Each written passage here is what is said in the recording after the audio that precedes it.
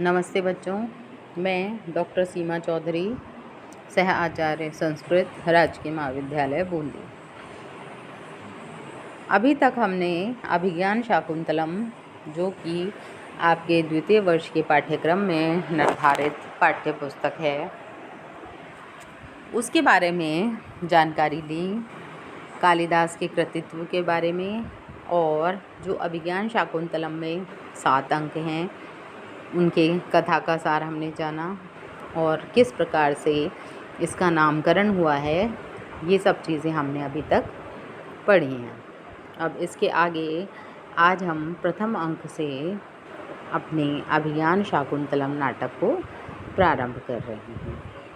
तो आप देखिए प्रथम अंक का ये श्लोक, या सृष्टिः सृष्टुराद्यः वहति विधिहुतं या हविर्या च होत्री, ये द्वे कालं विधत्तः श्रुतिविषयगुणा यस्तथा व्याप्य विश्वम्, यामाहुः सर्वबीजप्रकृतिरिति यया प्राणिनः प्राणवन्तः प्रत्यक्षाभिः प्रपन्नस्तनु अवतो वस्ताभिरष्टाभिरीशः।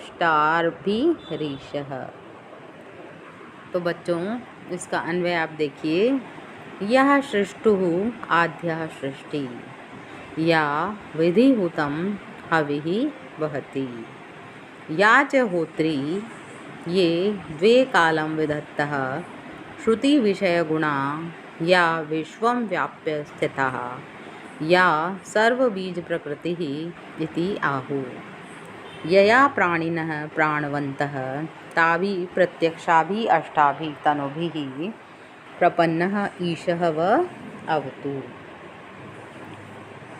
तो इसमें क्या बताया गया है कि या जो सृष्टुः आद्या सृष्टि जो है निर्माता ब्रह्मा की सर्वप्रथम रचना है, वो क्या है? शिव की जलमयी मूर्ति। या विधिहुतं हविः, और जो विधिहुतं हविः, विधि विधान पूर्वक, हुतम यानी हवन की गई, हविः हव्य सामग्री को देवताओं के पास ले जाते हैं। ऐसा कौन है? भगवान शिव की अग्नि स्वरूप मूर्ति जो होती है, यानी अग्नि देवताओं के समीप हव्य सामग्री को लेकर के जाती है। या च होत्री, और जो यजमान रूप में विद्यमान है, अर्थात यजमान स्वरूपा मूर्ति। ये द्वे कालं विधत्तः, और जो 2 मूर्तियाँ समय का विधान करती हैं, वो 2 मूर्ति कौन सी हुई? दिन और रात का निर्माण करने वाली सूर्य और चंद्र रूपी दोनों मूर्तियाँ। श्रुति विषय गुणा, श्रुति यानी श्रवणेंद्रियों द्वारा, विषय गुणा ग्रहण करने योग्य शब्द रूप गुण की आश्रयभूता, या विश्वम व्याप्य स्थिता, और जो विश्वम व्याप्य है, इस संपूर्ण विश्व को व्याप्त करके स्थित है, विद्यमान है, अर्थात भगवान शिव की आकाश रूपी मूर्ति। याम सर्वबीज प्रकृति इति आहु, और जिसको सर्वबीज प्रकृति, संपूर्ण अन्न आदि बीजों का उत्पत्ति स्थल इति आहु, ऐसा कहा जाता है। अर्थात वो शिव की कौन सी मूर्ति हुई? जहाँ पर धन धान्य अन्न इत्यादि उत्पन्न होते हैं, वो पृथ्वीमयी मूर्ति।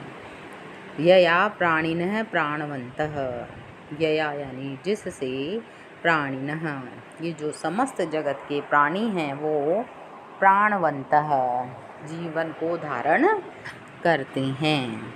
किसके द्वारा धारण करते हैं बच्चों? सभी प्राणी वायु के द्वारा। सांस ली जाती है ना, तो वायु रूपी मूर्ति। ताभि प्रत्यक्षाभि अष्टाभि तनुभि, ताभि इन सब जो प्रत्यक्ष दिखाई देने वाली, जो हमें अपने समक्ष दिखाई देती हैं, ऐसी अष्टाभी तनुभिः, अष्टमूर्तियों से युक्त, तनु यानी शरीर से युक्त, प्रत्यक्ष जो हमें दिखाई देती हैं, प्रपन्न युक्त ऐसी ईशः, ऐसे उस ईश को जिसकी शक्ति बहुत ज़्यादा है, ऐसे उस भगवान शिव को वह यानी आप सभी की, हम सब जो पाठक हैं, पढ़ने वाले हैं या दर्शक हैं जो नाटक को देख रहे हैं, या नाटक को की भी अवतु, रक्षा करे। तो प्रथम श्लोक में बच्चों मंगलाचरण किया जाता है। तो मंगलाचरण किस लिए किया जाता है? कि आपके ग्रंथ की निर्विघ्न समाप्ति हो सके, इसलिए मंगलाचरण किया जाता है। जिस कवि को जो भी प्रिय इष्ट है, उसकी वो प्रार्थना करता है और उससे कामना करता है कि उसके द्वारा लिखा गया ग्रंथ निर्विघ्न रूप से समाप्त हो। तो उसी क्रम में यहाँ अभिज्ञान शाकुंतलम का ये जो प्रथम श्लोक है मंगलाचरण का, उसमें किसकी अर्चना की गई है, किसकी आराधना की गई है? भगवान शिव की अष्टाभी, जो प्रत्यक्ष दिखाई देने वाली 8 मूर्तियाँ हैं, उनका वर्णन किया गया है और उनके बारे में बताया गया है कि ये 8 मूर्तियाँ हम सभी की रक्षा करें। तो फिर से आप एक बार अर्थ देख लीजिए। या सृष्टुः आद्या सृष्टि, जो सृष्टि निर्माता ब्रह्मा की सर्वप्रथम सृष्टि है। कौन है ऐसा? जल। तो ऐसी जलमयी मूर्ति। या विधिहुतम हवि वहति, जो विधि विधान पूर्वक हवन की गई हव्य सामग्रियों को देवताओं के समीप ले जाती है, ऐसा कौन है? अग्नि स्वरूपा मूर्ति। याजहोत्री, और जो यजमान रूप में विद्यमान है, अर्थात यजमान स्वरूप मूर्ति हो गई। ये द्वे कालम विधत्त, जिसने दोनों कालों को धारण कर रखा है। तो कालों को धारण कब करेंगे? जब दिन और रात होंगे, यानी सूर्य और चंद्रमा होंगे। तो ये 2 मूर्तियाँ। श्रुति विषय गुणा, और श्रवण इंद्रिय द्वारा ग्रहण करने योग्य जो शब्द स्वरूप गुण है, उसकी आश्रयभूत।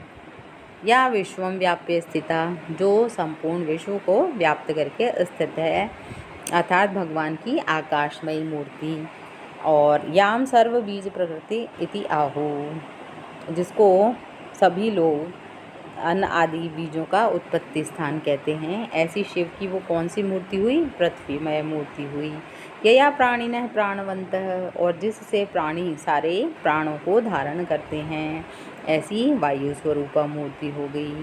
ताभि प्रत्यक्षाभि अष्टाभि तनुभिः, इन प्रत्यक्ष दिखाई देने वाली 8 मूर्तियों से प्रपन्न जो युक्त है, कौन? ईश, ऐसे सर्वशक्तिमान भगवान शिव व अवतु, आप सभी की, सभी में यहाँ पर पाठक, दर्शक, नाटक और इन सभी का, ये सभी चीज़ें आ गई, इन सब की वो अवतु, रक्षा करे।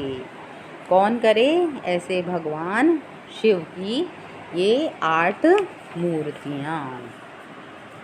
तो इसमें बच्चों जो भगवान शिव हैं, इसमें जो कालिदास हैं, उन्होंने नांदी पाठ के रूप में इसको प्रस्तुत किया है, ये जो श्लोक है उसे, पद्य को। और किस लिए करा जाता है ये? जिससे देवता इत्यादि प्रसन्न होते हैं, आनंदित होते हैं। और ग्रंथ की निर्विघ्न समाप्ति के लिए सर्वप्रथम जो देव स्तुति की जाती है उसे नांदी कहते हैं। तो संस्कृत साहित्य के काव्यों में नाट्यों का प्रारंभ इसी प्रकार के श्लोकों के द्वारा किया जाता है। दूसरे शब्दों में हम इसको मंगलाचरण भी कह सकते हैं। ये मंगलाचरण 3 प्रकार के होते हैं: आशीर्वादात्मक, नमस्कारात्मक और वस्तु निर्देशात्मक। आलोच्य नाटक में नांदी के रूप में जिस श्लोक की रचना कवि द्वारा की गई है वह आशीर्वादात्मक है। यहाँ पर कौन सा है? आशीर्वादात्मक प्रकार का मंगलाचरण है। कवि ने अष्टमूर्ति शिव से प्रार्थना की है कि वह सभ्य, सामाजिक एवं नटादिकों की रक्षा करे। नांदी की दूसरी आवश्यक जो विशेषता है वो ये होती है कि उसमें संकेत रूप में काव्य का कथानक भी बता दिया जाता है। आलोच्य नाटक का प्रारंभिक श्लोक नांदी की उक्त कसौटी पर भी खरा उतर रहा है। क्यों? क्योंकि उसमें संकेत रूप में काव्य के कथानक को बता दिया गया है। कवि ने इसके द्वारा अभिधेय वस्तु की सूचना प्रदान कर दी है और इस दृष्टि से ये जो श्लोक है उसका अर्थ इस प्रकार से है। क्या है? या सृष्टुर आद्या सृष्टि, ब्रह्मा की सर्वप्रथम सृष्टि अर्थात शकुंतला, क्योंकि वह अत्यंत ही खूबसूरत है। अब तक इतनी सुंदर स्त्री रत्न सृष्टि का निर्माण नहीं सृष्टि में उसका निर्माण नहीं हो पाया था। क्या विधिहुतम हवि वहती, अर्थात जो शकुंतला है वो सूरत विधि से हुत दुष्यंत निषिक्त हवि वीर्य को वहती धारण करती है। इन शब्दों से यह सूचित किया गया है कि शकुंतला गर्भवती है। याज होत्री, और होत्री के रूप में कण्व मुनि का ग्रहण किया गया है। ये द्वे कालम विधत्तः, और इस पद में प्रियंवदा और अनुसूया की ओर संकेत किया गया है, क्योंकि वे दोनों शापांत समय बताने वाली अर्थात दुष्यंत और शकुंतला के मिलन का समय निर्धारण करने वाली बनती हैं। श्रुति विषय गुणा, इस पद में शकुंतला का तिरोधान सूचित होता है जो आकाशचारिणी मेनका के द्वारा किया गया था। विश्वम व्याप्य स्थिता, इस पद में शकुंतला के पातिव्रत्य, सौंदर्य आदि गुणों से विश्व को व्याप्त करके स्थित होने का आभास माना है, अथवा आकाश संचारिणी सानुमति की ओर यहाँ पर संकेत किया गया है।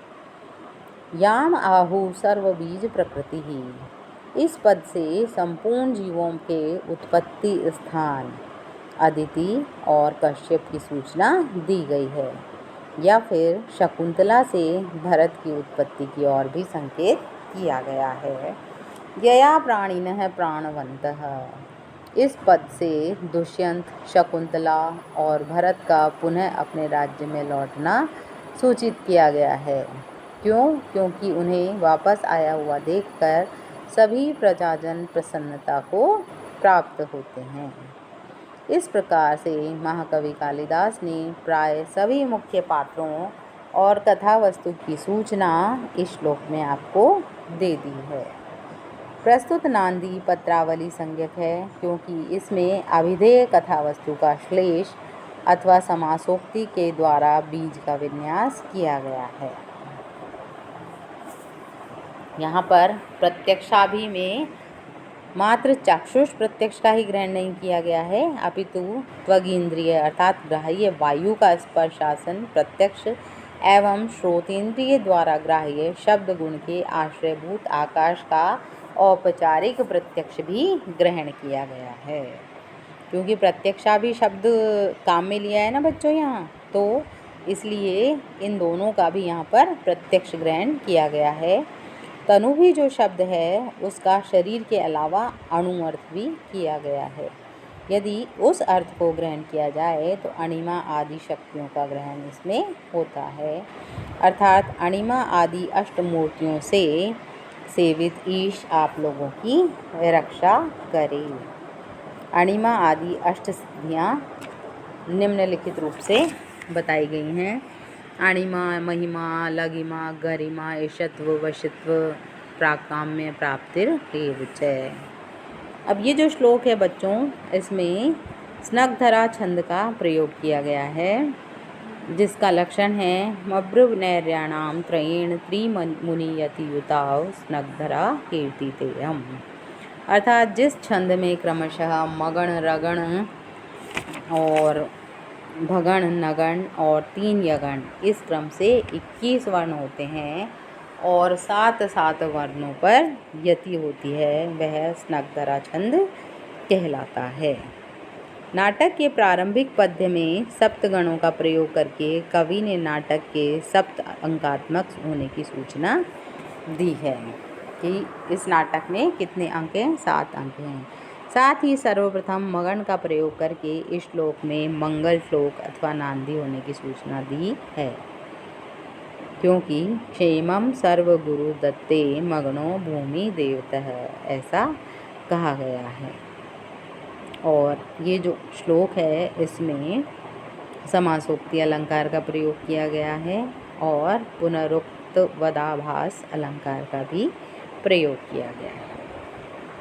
तो बच्चों, आज हमने अभिज्ञान शाकुंतलम के मंगलाचरण अर्थात प्रथम श्लोक का अध्ययन किया है और आप लोगों को ये समझ में आ गया होगा कि मंगलाचरण किस लिए किया जाता है और किस काम वो आता है।